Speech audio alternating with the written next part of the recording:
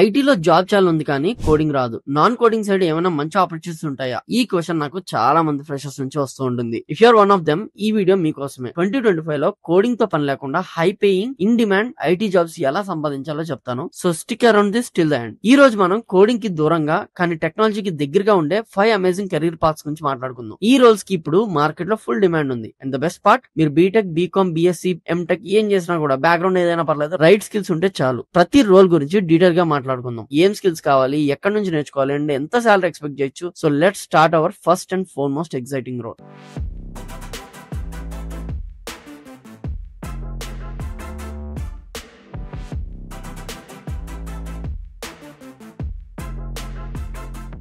First thing, data analyst. Data analytics లో అసలు నీకు కోడింగ్ ఏం ఉండదా భయ్యా అంటే ఉంటది, ఖచ్చితంగా ఉంటది, లేదని చెప్పను. But comparatively less coding. And Java, Python లేకపోతే ఇంకేదైనా .NET నేర్చుకునేంత కోడింగ్ అయితే మీకు డేటా అనలిస్ట్ లో ఉండదు. అండ్ పైథాన్ బేసిక్స్ ఇక్కడ అవసరం. పైథాన్ లో కూడా ఇన్ డెప్త్ అవసరం లేదు. సో డేటా అనలిస్ట్ వినడానికి ఏదో పెద్ద టెక్నికల్ టర్మ్ లా అనిపించచ్చు, కానీ చాలా simple. Think them of data detectives లాగా అనుకోండి. ప్రతి కంపెనీకి కస్టమర్స్ ఉంటారు, సేల్స్ ఉంటాయి, చాలా డేటా జనరేట్ అవుతుంది. ఆ డేటా అంతా గోడౌన్ లో ఉన్న ఐటమ్స్ లాగా పడి ఉంటాయి అన్నమాట. డేటా అనలిస్ట్ పని ఏంటి అంటే ఆ డేటా గోడౌన్ లో దిగి అంతా నీట్ గా ఆర్గనైజ్ చేసి అందులో ఉన్న వాల్యుబుల్ ఇన్ఫర్మేషన్ అనే ట్రెజర్ ని హంట్ చేయడం. మన సేల్స్ ఎక్కువ ఎక్కడ జరుగుతున్నాయి, కస్టమర్స్ కి ఏం నచ్చుతుంది, లాంటి క్వశ్చన్స్ కి ఆన్సర్స్ అంతా కూడా ఈ డేటాలోనే ఉంటాయి. ఈ ఇన్ఫర్మేషన్ తో కంపెనీస్ పెద్ద పెద్ద డెసిషన్స్ తీసుకుంటాయి. సో యూ కెన్ ఇమాజిన్ ఎంత ఇంపార్టెంట్ రోల్ అనేది. మరి ఇంత ఇంపార్టెంట్ రోల్ కి ఎటువంటి స్కిల్స్ కావాలి అని వస్తే కోడింగ్ అవసరం లేదా అంటే you need a little coding. ఎందుకంటే డేటా క్లీనింగ్ కి అలాంటి వాటికి మీకు పైథాన్ బేసిక్స్ అనేది రావాలి. కానీ ఇక్కడ మెయిన్ ఏంటి అంటే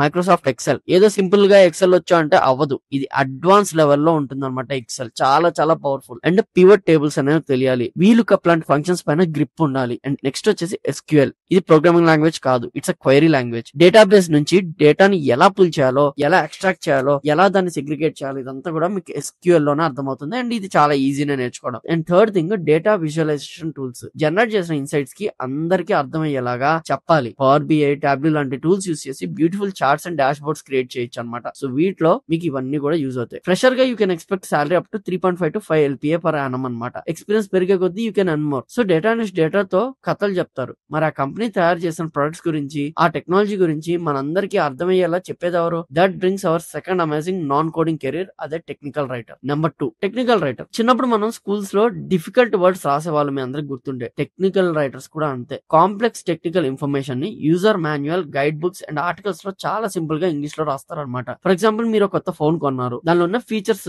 ఎలా యూజ్ చేయాలి అనే ఒక బుక్లెట్ ఇస్తారు, చూసారు కదా మీరు. అది రాసింది ఒక టెక్నికల్ రైటర్. ప్రతి సాఫ్ట్వేర్ కంపెనీకి, ప్రతి ప్రొడక్ట్ బేస్ కంపెనీకి ఇలాంటి టెక్నికల్ రైటర్స్ అవసరం చాలా ఉంది. వితౌట్ దెమ్ మనం అందరము కన్ఫ్యూజన్ లో ఉంటాం. మరి ఇదంతా కూడా చాట్ జీపీటీకి ఇస్తుంది కదా భయ్య అంటే, చాట్ జీపీటీ నిజంగా ఇచ్చిన ఇన్ఫర్మేషన్ యూజర్ రీడబుల్ గా ఉంటుందా అంటే ఉండదు. దాన్ని మాడిఫై చేయాలంటే మళ్ళీ మీకు టెక్నికల్ రైటర్ అవసరం. మరి టెక్నికల్ రైటర్ అలాంటి కంపెనీస్ కి చూడొచ్చు అంటే, మీరు ల్యాప్టాప్ చూసినా మీకు ఉంటాయి, చిన్న ప్రొడక్ట్ చూసినా, చిన్న బ్రష్ కూడా ఎలా వాడాలో మీకు రాసి ఉంటది. సో ఇలా ప్రతి టెక్నికల్ కంపెనీకి, ప్రతి టెక్నాలజికల్ కంపెనీకి, ప్రతి ప్రొడక్ట్ కి ఈ టెక్నికల్ రైటర్ అవసరం అనేది ఉంది. సో మరి ఈ రోల్స్ కి ఏం కావాలి స్కిల్స్ అంటే, excellent English communication skills, main గా రైటింగ్. ఇది most important. Grammar, vocabulary and sentence constructions మీద మంచి కమాండ్ ఉండాలి. Ability to understand tech. ఇక్కడ మీరు కోడింగ్ చేయక్కర్లేదు, బట్ ఆ ప్రొడక్ట్ ఎలా పనిచేస్తుందో, ఆ టెక్నాలజీ అంటే ఏంటో, అది ఎలాగా జనాలకు యూజ్ అవుతుందో అర్థమయ్యేలాగా లాజికల్ థింకింగ్ ఉండేలాగా రాయాలి. అండ్ టూల్స్ ఏమేమి ఉంటదంటే, బేసిక్ గా MS Word లో మీకు ఎక్స్పర్ట్ అయిపోతే సరిపోతుంది. ఇంకా ప్రొఫెషనల్ గా మ్యాట్క్యాప్, ఫ్లేర్ అని చెప్పేసి, లేకపోతే అడోబ్ ఫ్రేమ్ మేకర్ లాంటి టూల్స్ మీకు చాలా చాలా అడ్వాంటేజెస్ ఉంటుంది. As a fresher, technical writer can earn around 3 lakhs to 5.5 lakhs based on the product అనమాట. ఆ ప్రొడక్ట్ చిన్నదైతే చిన్న సాలరీ, పెద్దదైతే పెద్ద సాలరీ. గ్రోత్ అనేది చాలా ఫాస్ట్ గా ఉంటుందంటే no. And there is a risk of AI involvement complete గా, ఎందుకంటే AI అనేది టేక్ ఓవర్ చేసే అవకాశాలు అయితే చాలా ఎక్కువ ఉంటాయి. ఓకే, టెక్నికల్ రైటర్స్ గురించి, ప్రొడక్ట్ గురించి మొత్తం కూడా రాస్తారు, అర్థమైంది, అంతా కూడా అయిపోయింది. కానీ ఆ ప్రొడక్ట్ రాయడానికి, అందంగా తయారు చేయడానికి కావాల్సిందేంటి? అదే UI UX డిజైనర్. సో దాని గురించే అది మన థర్డ్ ఆప్షన్ కింద తీసుకున్నాం. ప్రతిరోజు మనం స్విగ్గీ, జొమాటో, ఇన్స్టాగ్రామ్ లాంటి యాప్స్ యూస్ చేస్తాం. కొన్ని యాప్స్ చాలా ఈజీగా, స్మూత్ గా అనిపిస్తాయి, ఇంకొన్ని ఏమో చిరాకు తెప్పిస్తాయి. ఆ డిఫరెన్సే UI UX. UX అంటే యూజర్ ఎక్స్పీరియన్స్. ఈ యాప్ ని యూస్ చేసేటప్పుడు యూజర్ ఎలా ఫీల్ అవ్వాలి, ఎంత ఈజీగా ఉండాలి, స్మూత్ గా నావిగేట్ అవ్వగలరా, ఇదంతా ఇదంతా కూడా యూఎక్స్ డిజైనర్ ఆలోచిస్తారు. మరి యూఐ ఏం చేస్తారు భయ్య అంటే యాప్స్ లో బటన్స్ ఎక్కడ ఉండాలి, ఏ కలర్ వాడాలి, ఏ ఫాంట్ సైజ్ వాడాలి, ఈ విజువల్ డిజైన్స్ అంతా కూడా యూఐ డిజైనర్ చూసుకుంటాడు. చిన్న కంపెనీస్ లో అయితే యూఐ యూఎక్స్ రెండు ఒకళ్ళే చేస్తారు. ఇది pure creativity and user psychology, not a single line of code required అనమాట. ఇక్కడ ఒక్క లైన్ కోడ్ కూడా అవసరం లేదు. మరి ఇక్కడ స్కిల్స్ ఏం కావాలి భయ్య అంటే క్రియేటివిటీ అండ్ ఎంపతి. మీరు యూజర్ గా ఆలోచించాలి, వాళ్ళ ప్రాబ్లమ్స్ ని అర్థం చేసుకోవాలి. మీరే ఒక యాప్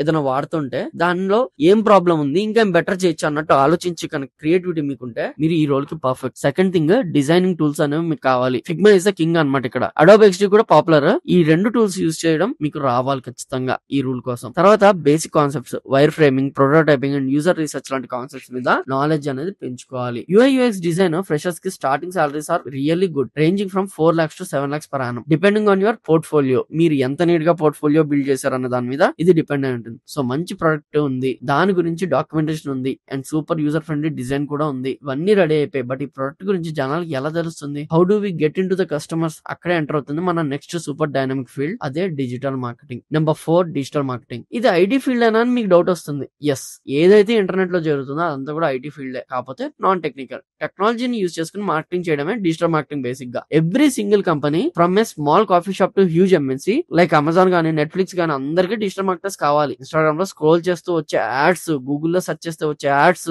అన్ని కూడా డిజిటల్ మార్కెటింగ్స్. మీకు ఫేస్బుక్ లో కనిపించే యాడ్స్ ఏదో బట్టల షాపులు లేకపోతే ఎప్పుడో పోస్టర్ మీద చూసింది మీకు ఫేస్బుక్ లో కనిపిస్తుంది, మళ్ళీ అవి కూడా డిజిటల్ మార్కెటింగ్స్ చేస్తారు. మరి ఎలా చేస్తారు, ఏం చూసి చేస్తారంటే బేసిక్ గా SEO, SMM, content marketing, email marketing, ఇలా చాలా బ్రాంచెస్ ఉంటాయి డిజిటల్ మార్కెటింగ్ లో. Full creative and analytical role అనమాట ఇది. దీనికి ఏం స్కిల్స్ కావాలి భయ్యా అని మీరు అడిగినట్టయితే understanding of social media, just scrolling చేయడం కాదు, ఏ ప్లాట్ఫామ్ ఎలా వర్క్ అవుతుందో, ఏ కంటెంట్ కి ఎక్కువ రీచ్ ఉందో ఇవన్నీ కూడా మీరు అర్థం చేసుకోవాలి. అనలిటికల్ మైండ్ సెట్ అనేది చాలా ఇంపార్టెంట్. గూగుల్ అనలిటిక్స్ లాంటి టూల్ యూస్ చేసి మన క్యాంపెయిన్స్ ఎలా పర్ఫార్మ్ చేస్తున్నా అనలైజ్ చేసుకోవాలి. Creative in writing and strategy, మంచి యాడ్ కాపీ రాయడం, మార్కెటింగ్ క్యాంపెయిన్స్ ప్లాన్ చేయడం, ఇవన్నీ కూడా మీ స్ట్రాటజీ బట్టి ఉంటది అనమాట. Freshers in digital marketing can start with salary of 2.5 lakhs per annum to 5 lakhs per annum. But ఇక్కడ గ్రోత్ అనేది కంప్లీట్ గా మీ పర్ఫార్మెన్స్ ఉంటది. ఏదో స్విచ్ కొట్టామా గ్రోత్ ఉందా అన్నట్టు కాదు. మీ ప్రీవియస్ లో ఎంత వర్క్ మీరు ప్రొజెక్ట్ చేసుకోగలిగారు అన్న దాన్ని బట్టి మీ గ్రోత్ అనేది పెరుగుతూ పోతుంది. అండ్ ఫ్రీలాన్సింగ్ అయితే కుప్పలు తప్పలుగా చేసుకోవచ్చు అనమాట. ఇవన్నీ అయిపోయినాయి. ఇంకా ఫైనల్ గా మనం డిస్కస్ చేసుకోతే 5th role, that is technical support engineer or IT support engineer. వీళ్ళని మనం ఐటీలో